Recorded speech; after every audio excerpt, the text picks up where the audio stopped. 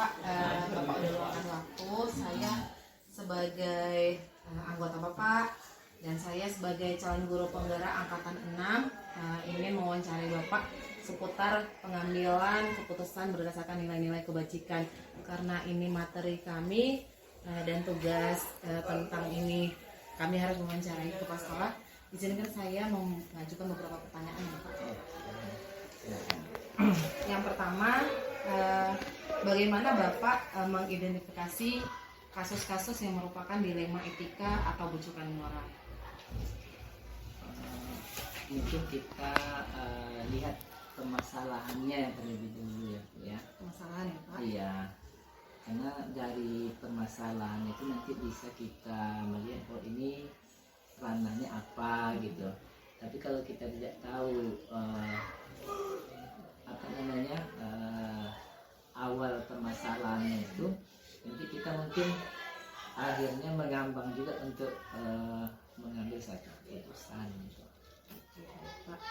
Nah, jadi selama ini Pak, bagaimana Bapak menjalankan pengambilan keputusan di sekolah ini, terutama kasus-kasus ada dua kepentingan yang sama-sama benar. Ini kan termasuk dilema etika Pak. Iya. Bagaimana Bapak mengambil keputusan tersebut? Saya biasanya mengambil keputusan memang tidak pakai standar ya Bu ya. Iya. Biasanya ada yang standarnya ini, karena yang namanya menyangkut dengan etika yang menggunakan tidak ada standarnya, karena itu kejadiannya mungkin sesuai dengan permasalahan yang terjadi saat itu. Karena kalau kita pakai standar, karena masalahnya tidak selalu sama dia. Jadi Pak, untuk mengambil satu keputusan, langkah-langkah atau prosedur apa yang biasanya Bapak lakukan? Kalau saya prosedurnya yang pertama sekali tentu saya lebih banyak ke kekeluargaan ya. Kekeluargaan Pak. Iya. Kalau pendekatan saya memang ke kekeluargaan dan selalu mengacu ke hati nurani gitu. Hati nurani ya Pak. Iya. Berarti berdasarkan paradigma bagaimana keadilan lawan kasih sayang ya Pak ya? Iya. Seperti itu ya Pak. Oke baik.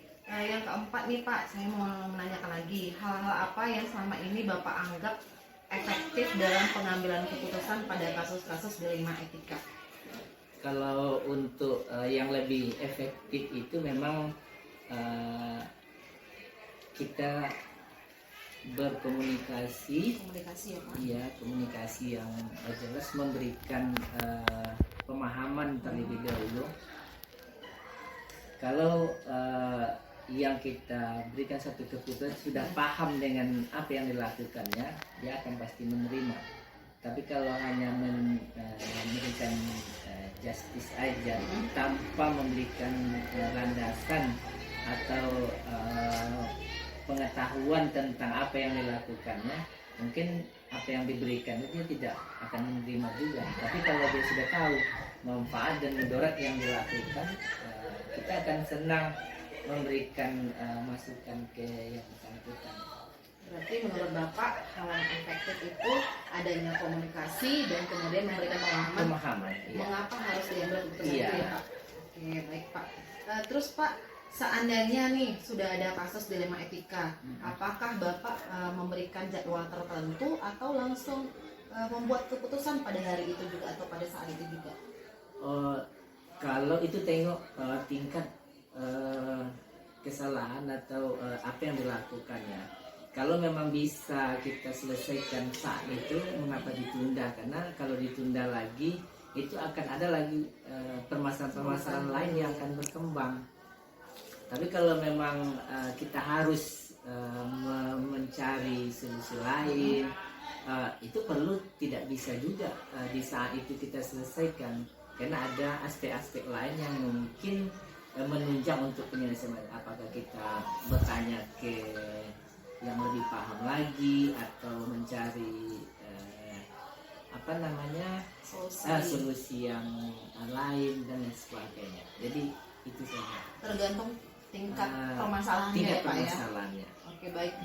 Selama Bapak menjadi kepala sekolah di SMP Negeri Semantapung, tantangan apa yang Bapak rasakan ketika harus mengambil keputusan kasus-kasus yang dilema etika ini, Pak? Kalau tantangan ini lebih banyak ke yang selalu bertentangan dengan hati nurani sebenarnya. Ya, Pak. Di satu segi kita mungkin ingin menyelesaikan masalah ini seperti ini, tapi ketika kita kembalikan lagi ke hati nurani kita, tidak sesuai juga rasanya. Terkadang berarti peraturan tidak sesuai Tidak dengan aturan tidak ada, ya, Pak? sesuai. Jadi dilemanya memang di situ yang mungkin sangat mengganggu dia. Kira-kira Pak, apakah ada seseorang atau hal lain yang membantu Bapak untuk mengambil keputusan? Oh, Anda pasti ada. Ada ya, Pak. Iya. Berarti biasanya Bapak mengambil keputusan bukan langsung Bapak sendiri memutuskan, atau harus dengan berdiskusi dengan orang lain? Harus berdiskusi dulu, Bu. Berdiskusi dulu. Oke, baik, Pak. Nih, dari semua hal yang Bapak sampaikan, yang saya pelajari, kira-kira pembelajaran apa ya Pak yang Bapak peroleh ketika mengambil keputusan, memberikan keputusan kepada bawahan Bapak, kepada guru lain, atau kepada rekan yang lain begitu, Pak? Maksudnya Pembelajaran ketika misalnya Bapak ngambil suatu keputusan, iya. pembelajaran apa yang kira-kira yang Bapak dapatkan ketika Bapak memberikan keputusan kepada orang lain itu? Banyak, Bu. Banyak pembelajaran, Iya. Pak. Yang pertama pembelajaran yang saya dapatkan bagaimana bisa membuat seseorang itu berubah ya. Nah, perubahan kepada orang-orang itu, kemudian rasa tanggung jawab dari kita sebagai pimpinan itu untuk menjalankan aturan yang sudah ditetapkan. Yang ketiga mungkin ya, pembelajaran yang bisa kita dapatkan, apa yang sudah kita sampaikan itu kita itu konsekuen, harus kita sebagai atasan itu terlebih dahulu melaksanakan apa yang kita sampaikan ke bawah. Nah, itu yang terpenting bagi saya, itu yang terpenting, Bu. Jadi sesuatu yang kita sampaikan itu menyebabkan pembelajaran, oh yang kita sampaikan harus terlebih dulu kitanya yang berbuat. Nah, itu. Oke, terima kasih Pak. Saya ngambil beberapa kesimpulan nih Pak, yang melalui diskusi kita, pembicaraan kita kali ini. Saya banyak belajar dari Bapak bahwa seorang pimpinan harus menjadi teladan bagi rekan-rekan sejawatnya, dan ketika seorang pemimpin pembelajaran bisa mengambil nilai dalam keputusan berdasarkan nilai dalam kebajikan, hati nurani tadi ya Pak, ya fokusnya hati nurani kan nilai kebajikan ya Pak. Nah, berarti bisa mengakomodir atau memfasilitasi rekan-rekan kami Pak sebagai guru-guru, supaya bisa kami dapat memperbaiki sikap, bagaimana kami bertanggung jawab, dan kami boleh konsekuen dengan melihat tauladan yang dari seorang pemimpin ya Pak. Dan kan intinya kan begini, kalau saya menilai untuk pemimpin itu ada arif bijaksana gitu ya. Arif bijaksana ya Pak. Iya, dia tidak bisa kita mengedepankan kepintaran juga tidak bisa, dan terakhir itu kan ada bijaksana dia di situ. Disitulah fungsi dari pemimpin itu, ketika dia mengambil satu keputusan di sana dia bijaksana dalam pengambilan keputusan. Saya contohkan begini, ada saya membaca anekdot apa gitu ya, itu seorang pemimpin kaisar di Cina itu, dia memang telinganya kan tidak ada telinga dia nih, Bu. Nah, dia tidak ada telinga, dia seorang pemimpin. Dia mencoba, tolong kamu gambarkan saya dengan sebaik-baiknya. Nah, itu kalau orang yang tidak arif bijaksana, dia pasti nanti akan bertentangan nih. Ketika ditampilkan gambar kaisarnya tidak bertelinga, masa seorang pemimpin telinganya tidak ada. Nah, yang kedua, ditampilkan gambarnya seperti ini, dia pada telinga, berarti kan udah menyalahi kodratnya, udah jelas itu kan telinga sudah ada, ini main-main ini. Nah kalau orang yang arif bijaksana dia mencoba untuk membuat potret ini sebelah yang ada telinga dia. Nanti kalau kita gambar itu sebelah, nah yang kelemahannya tertutupi, dan dia tidak berbohong karena di gambarnya itu diambil sebelah. Itulah baru, ini baru yang bijaksana. Kalau saya selalu berpegang dengan cerita di Kekaisaran yang saya baca. Ya, Pak. Jadi saya juga belajar bahwa sebenarnya tidaklah mudah mengambil suatu keputusan kalau kita hanya melihat berdasarkan peraturan-peraturan saja tanpa melihat bagaimana sebenarnya apa masalahnya, gitu ya, Pak. Oke, baik. Terima kasih Pak buat waktu yang telah Bapak berikan kepada saya. Ini jadi suatu pembelajaran bagi saya. Saya mohon izin mau masuk kembali ke kelas. Terima kasih ya Pak. Terima kasih Pak. Terima kasih ya Pak. Iya Bu.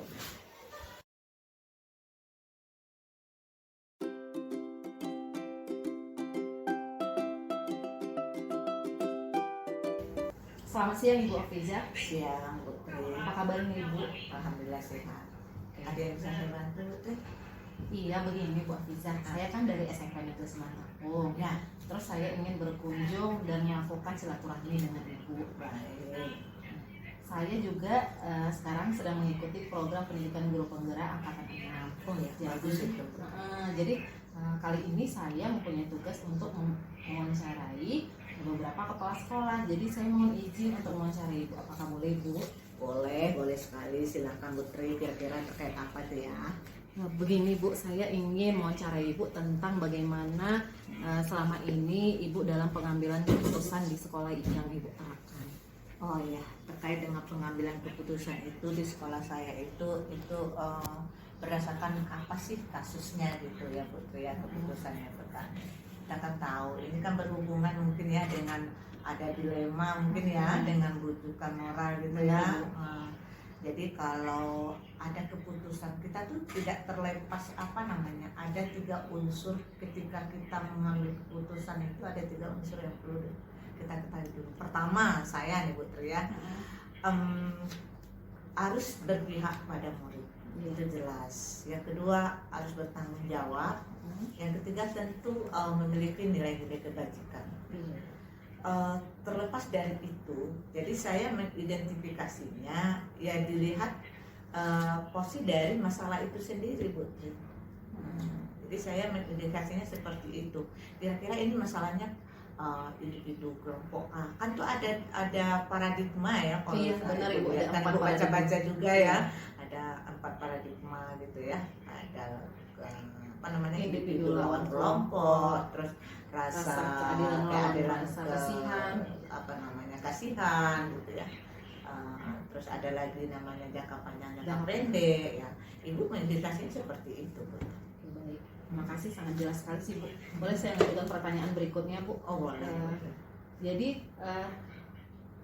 langkah-langkah apa atau prosedur apa yang biasanya Ibu lakukan selama ini? Oh iya, terkait dengan langkah dan prosedurnya, saya melakukannya itu Putri ya.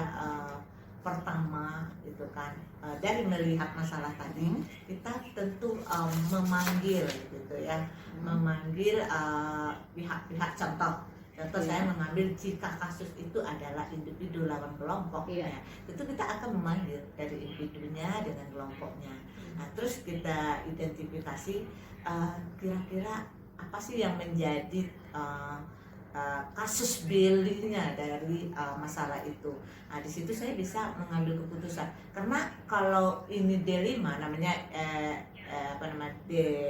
dilema gitu ya. Itu adalah dan jelas itu kebenaran. Beda lagi kalau itu tujukan moral, itu tidak tinggal kita pilih kan. Ya salah, benar. Kalau saya seperti itu Putri. Tapi yakin dan percaya saya selaku kepala sekolah baik apapun keputusan yang saya lakukan, saya menyadari belum bisa memberikan kepuasan untuk diri saya. Tapi yakinlah Putri bahwa keputusan yang kita ambil itu sejauh ini saya nggak pernah saya yang merugikan dari salah satu pihak. Pasti kita mengambil sebagai pimpinan ya harus bijak gitu. Iya. Seperti itu Bu kalau saya. Ya, benar Bu, sangat sulit sebenarnya Bu ya kalau ngambil keputusan dalam dilema etika ini ya Bu ya. Iya. Oke, baik sekali Bu. Saya senang sih mendengarkan Iya. yang Ibu sampaikan. Saya tertarik nih Bu. Hal-hal apa yang Ibu anggap efektif dalam pengambilan keputusan pada kasus-kasus dilema etika yang tadi Ibu sampaikan? Oh ya, yang menarik bagi saya Bu Tri, ketika anggota saya atau yang bermasalah tadi itu dia paham dan mau di sini artinya mengakui, bukan artinya bahwa kita kalah itu kita jatuh, bukan begitu. Tetapi di sini kita nggak boleh menegakkan ego kita gitu kan. Karena kita kalau di sekolah, saya udah menyampaikan kepada rekan-rekan saya tuh, di sekolah kita punya satu visi loh, satu visi, dan kita punya misi yang sama dengan tujuan untuk pendidikan di sekolah kita. Nah, jangan lari dari itu, kita hindari itu. Yang kedua, saya masih ingat tuh ya, ada satu quotes disampaikan, saya pernah juga baca tuh ya di modulnya CGP gitu kan, bahwa kolaborasi itu sangat penting. Iya benar. Karena apabila di antara guru-guru itu tidak ada kolaborasi, dia akan hanya berpedoman pada egonya, pikirannya sendiri, tak berkembang dia. Dia akan menentukan, oh ini loh punya saya gitu. Nah, jadi kalau saya itu Bu Tri ya, dalam setiap mengambil keputusan, saya terus menyampaikan sebelum keputusan itu saya berikan pada guru-guru saya melemparkan dulu, ayo dong pandang sisi positifnya. Jika kita melakukan ini efeknya apa? Yang sangat penting ketika ibu ego itu rugi, pasti ruginya Bu ke siswa. Maka saya mengatakan tadi dari awal sama Bu Tri kan, kita harus pegang 3 unsur ketika seorang pimpinan mengambil keputusan itu, harus berpihak pada muridnya dulu, harus bertanggung jawab, dan harus punya nilai-nilai kebajikan. Menurut saya itu aja ya Bu. Beruntung sekali Bu bisa jadi anggota Ibu. Ibu dalam menerapkan dilema etika, saya yakin Bu pasti ada tantangan tersendiri ya. Iya. Boleh saya tahu Bu apa tantangan yang Ibu hadapi selama ini? Ya, kalau di sekolah saya yang karena ini saya merupakan pimpinan yang baru pula di sekolah ini ya Bu Tri ya. Itu yang sebagai tantangan itu bagaimana anggota saya itu bisa dia untuk tidak mengemukakan egonya tadi. Itu salah satu tantangan. Yang kedua, tantangan bagi saya itu saya agak kesulitan ketika masuk ke ranahnya mereka. Gitu. Itu tantangan buat saya. Tetapi yang tantangan ini justru mendorong saya, apa sih sebenarnya nanti ya saya untuk menghadapi hal ini. Makanya Bu Tri ya, kalau saya itu dengan teman-teman guru saya ini ya, dia kami sekali dalam 2 minggu tuh kami mengadakan rapat. Oh, terjadwal ya Bu ya? Rapat memantau bagaimana sih proses seminggu, 2 minggu yang lalu, apa yang perlu kita perbaiki, meskipun ada dari beberapa guru saya, karena kami ada 20 itu ya Bu ya, 20 kepala, tentu kalau kali satu aja 20 itu usulan pendapat yang akan dikemukakan, dan jelas pasti ada versus. Nah, makanya dari awal saya tekankan, ayo egonya di minimal lah, kita keterpikan itu, pandanglah bahwa yang kita hadapi itu loh generasi emas kita, jangan kita korbankan gitu kan, dengan saling. Itu tantangan buat saya Bu, mengalahkan ego guru-guru ya Bu ya, itu tuh sebuah tantangan ya. Iya benar sekali Bu.